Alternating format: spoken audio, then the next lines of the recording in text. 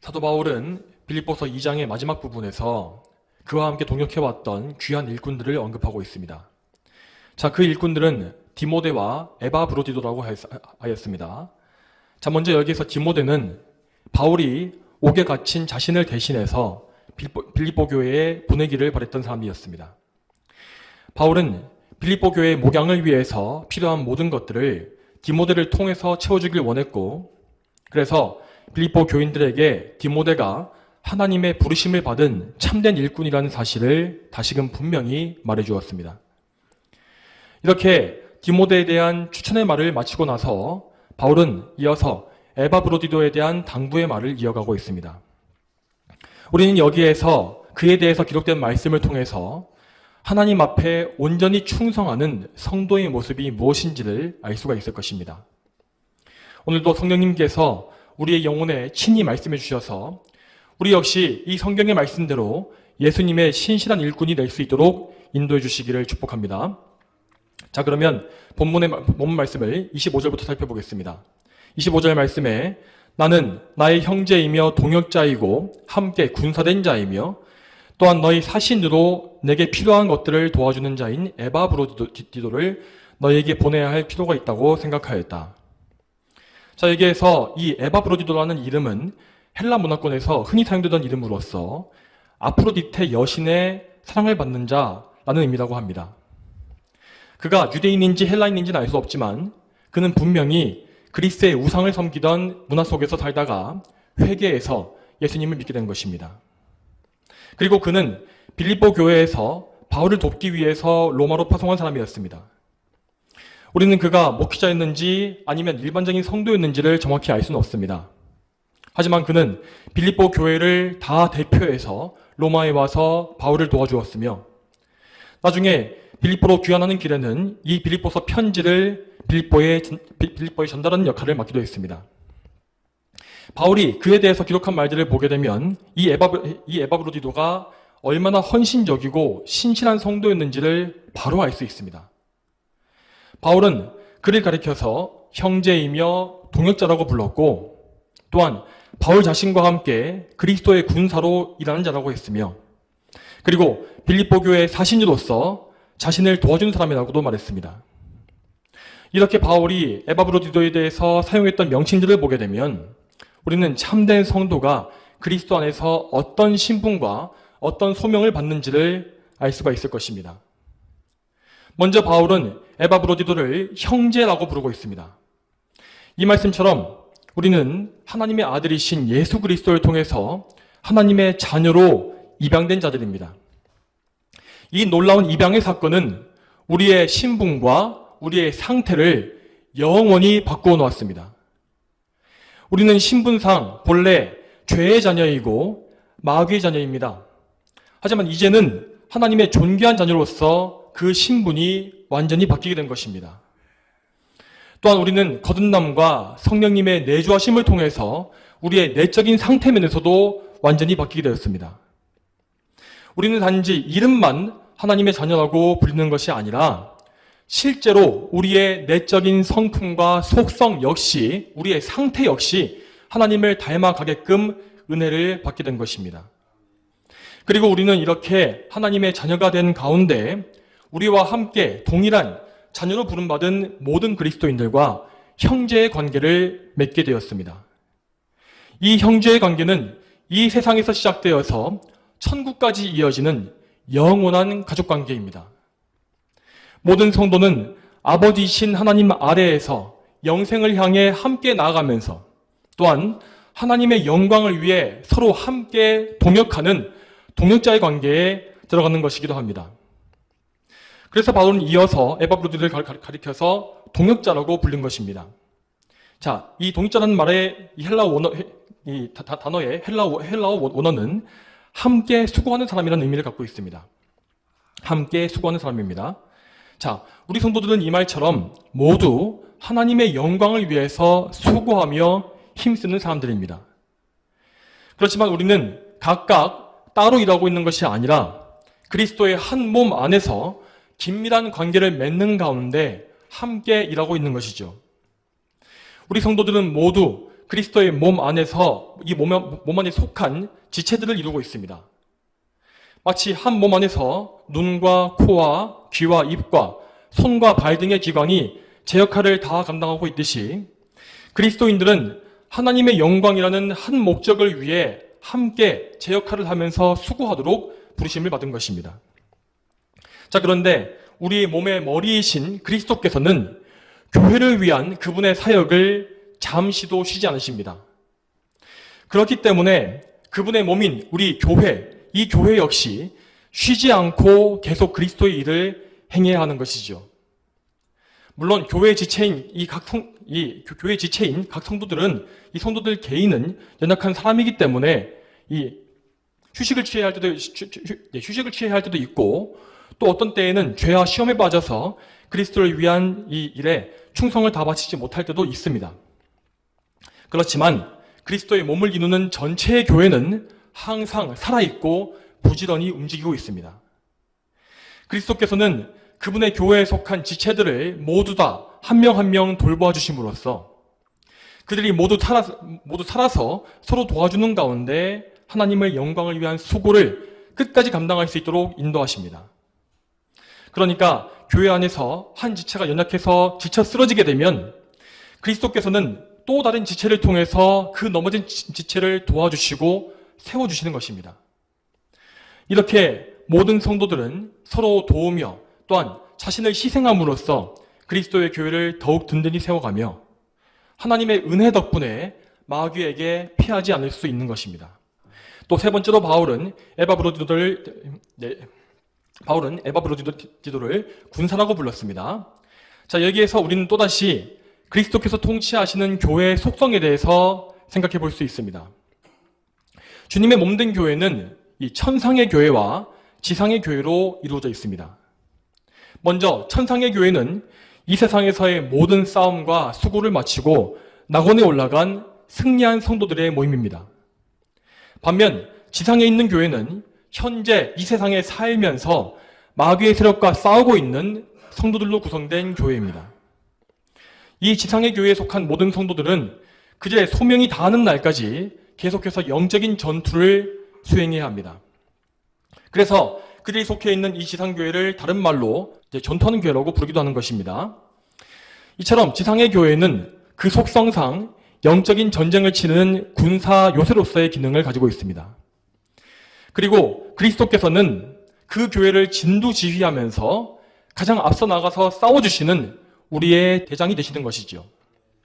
성경은 그리스도께서 가장 용맹한 군대 지휘관이라는 사실을 여러 번 말씀하고 있습니다.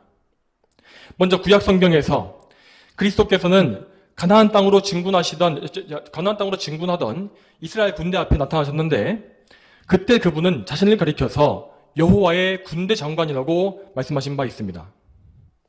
또한 요한계시록 19장 말씀에서 그리스도께서는 흰 말을 타시고 피로 물든 옷을 입으신 장수로 나타나십니다. 그분은 예리한 검으로 나라들을 치시며 철장으로 온 열방을 다스리신다고 하였습니다. 그리고 우리 그리스도인들은 그 그리스도의 휘하에 있는 군사들로서 그분의 명령에 따라 영적인 전투를 싸우는 군사인 것입니다. 디모데후서 2장 3절 말씀과 2장 3절과 4절에서 바울은 그리스도의 군사가 가져야 할 자세에 대해서 이렇게 말합니다. 너는 그리스도 예수님의 좋은 군사로 나와 함께 고난을 받아라. 군에 복무하는 자들은 아무도 자기 일상생활에 얽매이지 않으니 이는 군인으로 모집한 자를 기쁘게 하려는 것이다.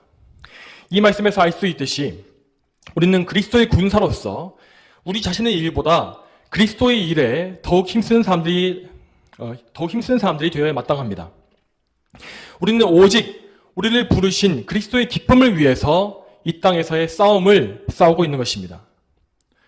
충성된 군인이 명령에 살고 명령이 죽듯이 우리는 오직 그리스도의 명령에 따라서 살고 죽는 참된 군사의 모습을 갖추어 가야 합니다. 그리스도께 죽도록 충성하는 것은 또한 우리 자신에게도 가장 안전하고 유익한 길이며 그리고 또한 영원히 없어지지 않을 상급을 얻는 길이기도 한 것입니다. 자, 이상으로 바울이 말한 바와 같이 그리스도인은 하나님의 자녀요 그리스도의 종이고 하나님 나라 군대의 군사로서 부름받은 것입니다. 이처럼 우리의 정체성을 분명히 알고 거기에 따라 살아가는 것이 가장 성도다운 삶이라는 것을 우리는 알아야 합니다. 그런 의미에서 에바 브로디도는 하나님을 정말로 기쁘시게 하는 좋은 성도였음에 분명합니다. 잠언 25장 13절의 말씀에 신실한 심부름꾼은 그를 보낸 자에게 추수 때의 얼음 냉수와 같아서 그 주인의 마음을 시원케 한다 하셨는데, 이 말씀과 같이 에바 브로디도는 그의 주인이신 그리스도의 마음을 시원케 해드리는 신실한 일꾼이었던 것이죠.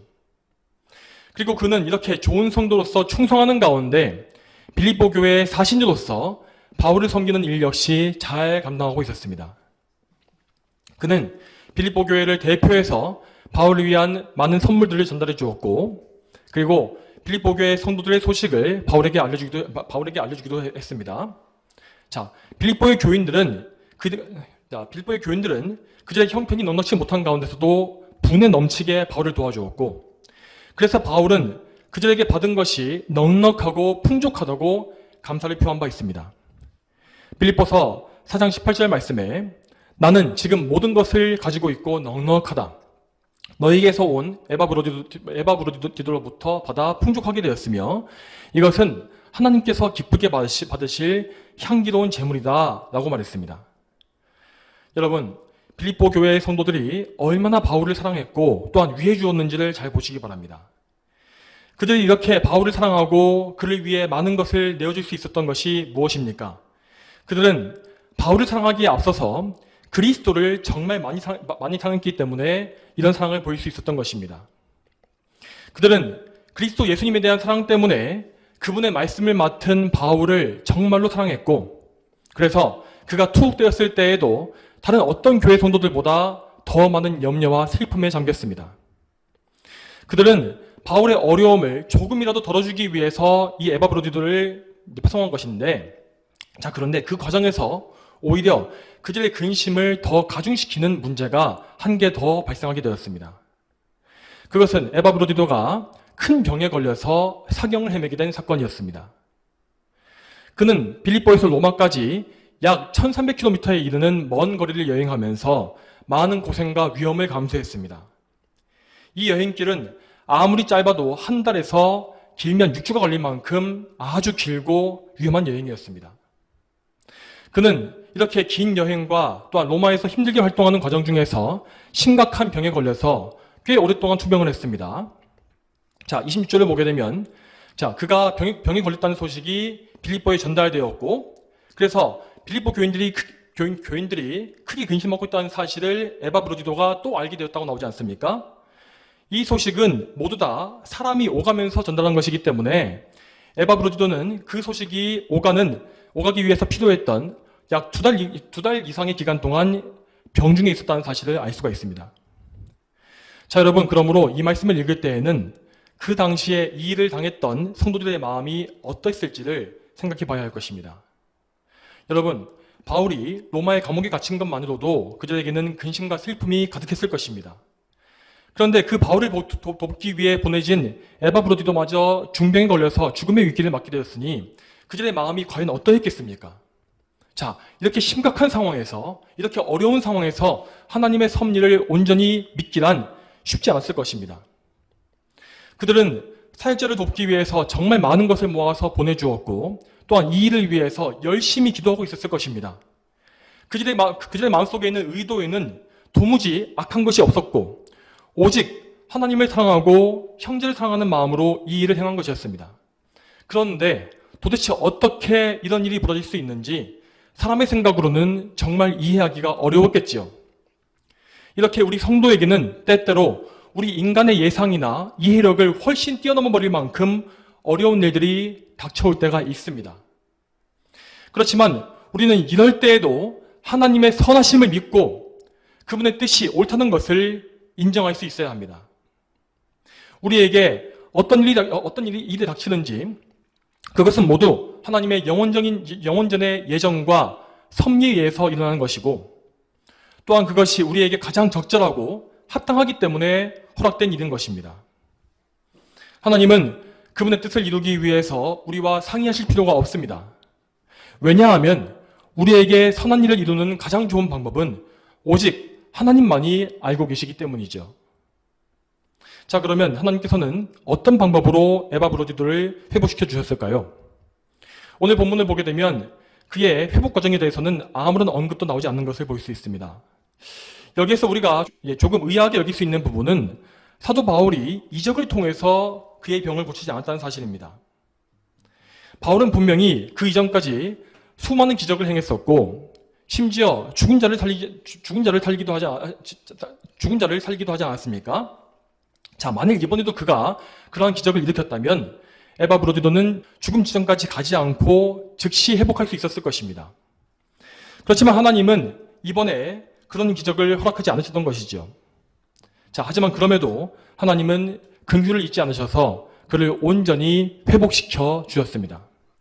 27절에 그가 병들어 거의 죽게 되었으나 하나님께서 그를 긍휼히 여기시고 또한 나도 긍휼히 여기셔서 내가 근심 위에 근심을 갖지 않도록 하셨다 하였습니다. 이 말씀에서 바울은 에바 브로디도의 투병 중에 자신이 얼마나 큰 근심을 가졌던지를 말하고 있습니다. 바울의 간절한 기도에도 불구하고 그의 병세는 점점 더 심해졌습니다. 그때 바울은 그가 죽었을 경우에 빌립보 교인들이 받을 충격에 대해서 2배의 근심을 가지게 되었을 것입니다. 정말로 그런 일이 벌어진다면 빌립보 교회는 영적으로 큰 타격을 받게 될 것이고 그들 중에는 믿음에서 떨어지는 자들이 나올 수도 있었을 것입니다. 그런 근심 가운데 바울이 할 수 있는 것은 오직 하나님의 긍휼을 구하는 것뿐이었습니다. 사도로서의 체면이나 권위도 그 상황 속에서는 아무 소용이 없었습니다. 또한 그를 비롯해서 모든 빌립보의 성도들은 그저 하나님의 긍휼만을 구하고 또 구했을 것입니다. 그들은 그때에 하나님께서 이러한 일을 허락하시는 이유를 알지 못했지만 그럼에도 하나님을 원망하거나 불평하지 아니하고 오직 하나님께 기도로 매달렸습니다. 그래서 하나님은 이 사건을 통해서 그들이 더욱더 간절하게 기도하도록 인도하셨으며 하나님의 주권에 더욱 순종하고 그분을 신뢰하는 방법을 가르쳐 주셨습니다. 그리고 하나님은 마침내 그들의 기도에 응답하셔서 에바 브로디도의 병든 몸을 완전히 회복시켜 주신 것입니다. 이에 바울은 큰 기쁨과 감사함으로 하나님의 긍휼하심을 찬양했고 또한 그를 신속히 빌립보 교회에 돌려보냄으로써 성도들의 근심 역시 속히 덜어주기를 원했습니다. 빌립보 성도들이 그토록 간절히 기다렸던 에바 브로디도의 회복에 대한 소식을 그 당사자가 직접 전달하게 된 것이죠. 여러분, 그를 다시 만났을 때에 빌립보 성도들이 얼마나 크게 기뻐했겠습니까? 분명 그들은 이전까지 가졌던 근심과 슬픔을 모두 잊어버리고 감사가 넘쳤을 것입니다. 잠언 13장 12절 말씀에 소망이 늦어지면 마음이 상하지만 성취된 소원은 생명나무이다 라고 기록된 말씀과 같이 하나님은 때때로 기도의 응답을 늦추심으로써 성도들에게 오히려 더 큰 소망과 믿음이 생겨날 수 있도록 섭리해 주시는 것입니다. 자, 그리고 또한 우리는 오늘 본문 말씀을 통해서 에바 브로디도가 보여주었던 놀라운 믿음에 대해서도 알아야 할 것입니다. 자, 30절 말씀에 이는 그가 그리스도의 일 때문에 거의 죽을 뻔하였어도 자기 목숨을 돌보지 아니한 것은 너희가 나를 섬기는 일에 부족한 것을 그가 보충하려고 하였기 때문이다 라고 했고 또한 26절 말씀에 그가 너희 모두를 늘 사모하고 있으며 또 자신이 병들었다는 것을 너희가 들은 줄 알고 늘 근심하고 있기 때문이다 라고 했습니다. 이 말씀에서 알 수 있듯이 에바 브로디도는 하나님에 대한 특심으로 자신의 모든 것을 희생했던 성도입니다. 애초에 그가 병에 걸린 이유 역시 자신의 몸을 아끼지 않고 그리스도의 일에만 매진했기 때문이 아니겠습니까? 그리고 그는 그 병에 걸린 중에도 자기 목숨을 돌보지 않았다고 했는데 그 이유는 그가 로마에 파송된 목적대로 바울을 섬기는 일에만 온 마음을 다했기 때문이었습니다. 그는 이렇게 그리스도께서 주신 사명과 또한 빌립보 교회의 사신으로서의 임무를 목숨 걸고 완수했으며 또한 그 과정에서 오히려 자신을 걱정하고 있을 형제들 때문에 근심했다고 나와 있습니다. 여러분, 우리가 이러한 비범한 믿음을 어디에서 찾아볼 수 있겠습니까? 이렇게 자기 생명을 아끼지 않고 그리스도께 매진하는 것은 오늘날의 사람들에게는 무모하고 어리석은 일로 보일 것입니다. 그렇지만 성경이 우리 그리스도인들에게 명하는 믿음이라는 것은 오늘날과 같이 이러한 우유부단한 믿음이 아니라 에바브로디도와 같이 열정적이고 확고한 믿음임에 분명합니다. 사도행전 20장 24절 말씀에 나의 달려갈 길과 주 예수께 받은 사명 곧 하나님의 은혜의 복음을 증언하는 일을 마치기 위하여 나는 나의 목숨을 조금도 귀한 것으로 여기지 않는다 하였고, 요한계시록 2장 10절 말씀에는 죽도록 충성하라 그러면 내가 생명의 면류관을 내게 주리라 하셨으며, 또한 히브리서 12장 4절 말씀에도 죄와 싸우되 피 흘리기까지 대항해야 한다고 말씀하십니다. 이처럼 우리가 우리의 믿음에 대해서 가져야 하는 목표치는 정말로 나의 생명보다 주님을 더 귀하게 여기는 높은 수준인 것입니다. 이렇게 견고하고 담대한 믿음은 참으로 죽음을 이기는 능력이 있으며 우리 인간이 본래 가지고 있는 생존 본능까지도 뛰어넘어서 오직 하나님께만 목숨을 걸고 영광을 돌리게 만들어줍니다. 우리나라에서도 이렇게 놀라운 믿음을 가진 선조들이 있었는데 그 중에서도 우리는 주기철 목사님의 믿음을 꼭 기억해야 할 것입니다. 그분은 일제의 신사참배 강요에 대항하면서 오직 예수 그리스도만을 붙잡고 끝까지 믿음의 정절을 지켰습니다. 그 과정에서 주기철 목사님은 감옥에 갇히고 고문을 당한 등의 정말 모진 고생을 다 겪어야 했습니다. 그러던 중에 목사님은 잠시 석방되어서 주일 설교를 하시게 되었는데 그 설교에서 그분은 나의 5가지 기도 제목이라는 제목으로 말씀을 선포하셨다고 합니다. 이 설교는 꼭 한번 찾아서 읽어보시기를 추천드립니다. 자, 그때 주 목사님이 말씀하신 기도의 제목들만을 말씀드리자면, 자, 그 기도의 제목은 첫째, 죽음의 권세를 이기게 하여 주시옵소서 하였고, 둘째, 장기간의 고난을 견디게 하여 주시옵소서 하였으며, 셋째, 늙으신 어머니와 아내와 자녀들과 교우들을 주님께 부탁합니다 하였고, 넷째, 의에 살고 의에 죽게 하여 주시옵소서 하였으며, 다섯째, 내 영혼을 주님께 부탁합니다 라고 하였습니다. 이렇게 주기철 목사님은 죽음의 문턱에서도 자신의 모든 것을 다 주님께 맡기고 온전히 믿음을 지킨 것입니다. 여러분, 하나님은 우리에게 자기를 부인하고 자기 십자가를 지고 그리스도를 따르라고 명령하십니다.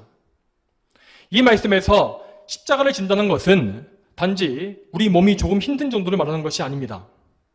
십자가를 진다는 것은 궁극적으로 나의 목숨을 내놓는 것을 의미하는 것입니다.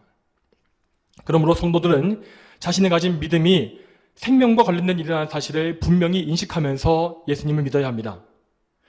또한 그 믿음으로 인해서 언젠가 우리의 목숨을 바쳐야 할 수도 있다는 사실을 염두에 두어야 하는 것이죠. 다시 본문 말씀을 보겠습니다. 본문의 29절 말씀에 너희는 주님 안에서 모든 기쁨으로 그를 영접하고 이런 이들을 귀하게 여겨라 하였습니다. 바울은 에바브로디도의 손에 자신의 편지를 들려보내면서 빌립보 성도들이 그를 귀하게 여기고 환대해 줄 것을 당부했습니다. 물론 바울이 이렇게 말하지 않아도 빌립보 교회는 그렇게 했겠지만 바울은 이 중요한 교훈을 우리 역시 볼 수 있도록 빼놓지 않고 기록해 준 것입니다. 여러분, 이 말씀처럼 믿음을 지키고 하나님께 영광 돌리는 성도들은 다른 성도들에게 환대와 존귀함을 받아야 마땅합니다. 자, 그 이유는 하나님께서 그런 믿음의 사람들을 기뻐하시고 존귀히 여기시기 때문이죠. 교회는 그러한 신실한 일꾼들을 존귀하게 여김으로써 또한 더 많은 사람들에게 주님을 위해 헌신하려고 하는 마음을 품도록 독려할 수 있어야 할 것입니다. 여러분, 그렇지만 오늘날 기독교의 현실은 그렇지가 못합니다. 수많은 교회 안에서 참된 주님의 일꾼들은 환대를 받지 못하고 있습니다. 오히려 그렇게 특별한 믿음을 가진 사람들은 유별난 사람으로 취급받고 있으며 또한 오해와 미움받는 경우가 다반사입니다. 반대로 잘못된 신학을 가지고 성경을 왜곡하거나 사람을 미혹하고 하나님을 모욕하는 자들은 엄청난 환영을 받고 있습니다. 여러분, 이러한 교회의 영적인 상태는 마치 주님께서 안타까워하셨던 예루살렘의 상태와 같다고 할 수 있습니다. 마태복음 23장 37절부터 38절 말씀에 예루살렘아 예루살렘아 선지자들을 죽이고 내게 파송된 자들을 돌로 치는 자야. 암탈기 자기 병아리들을 그 날개 아래에 모으려 하는 것과 같이 내가 몇 번이나 내 자녀들을 모으려 하였느냐. 그러나 너희가 원치 않았다. 보아라 너희 집이 버림받아 황폐해질 것이다 하셨습니다. 이 주님의 말씀대로 오늘날의 기독교회 역시 하나님의 말씀을 올바르게 들어야 할 것입니다. 하나님의 말씀과 성경의 올바른 교훈을 바르게 알고 그 교훈대로 철저히 순종하며 하나님만 사랑하며 하나님을 위해 사는 것이 우리 그리스도인의 삶의 전부입니다. 그렇지만 그러한 철저한 믿음을 거절하고 이 세상과 하나님을 겸하여 섬기는 지금의 현 상황이 계속된다면 이 교회들은 결국 큰 심판을 받아서 황폐케 되는 재앙을 당하게 될 것입니다. 여러분, 현재 교회의 이런 영적인 상황은 매우 심각합니다. 하지만 오히려 우리는 이럴 때일수록 더더욱더 그리스도께 충성하는 믿음을 붙잡아야 합니다. 참된 그리스도인들이 환영받지 못하는 것은 사실 모든 시대를 막론하고 언제나 있어 왔던 일입니다.